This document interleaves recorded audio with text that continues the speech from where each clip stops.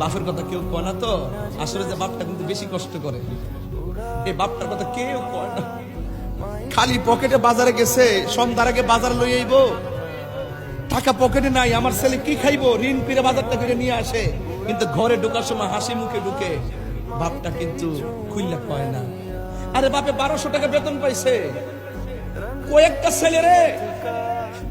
ছেলেরে লেখাপড়া করাইছে, কিন্তু কোনোদিন বুঝতে দেয় নাই যে ফর্ম ফিল আপের টাকাটা কোথায় থেকে আনছে, কোনোদিন বুঝতে দেয় নাই রেজিস্ট্রেশন টাকাটা কোথায় থেকে আনছে। আমার কাছে তো বড় কষ্ট লাগে, ছোট্ট একটা পেটের মধ্যে 2 সন্তানের জায়গা হলো, ছোট্ট একটা পেটের মধ্যে 2 সন্তানের জায়গা হলো, আর তোর লক্ষ টাকার ফ্ল্যাটের ভিতরে, তোর লক্ষ টাকার ফ্ল্যাটের ভিতরে তোর মার জায়গা করে দিতে পারলি না। কি জবাব দিবি কাশীপুরের মানুষ, কি জবাব দেবে নারায়ণগঞ্জ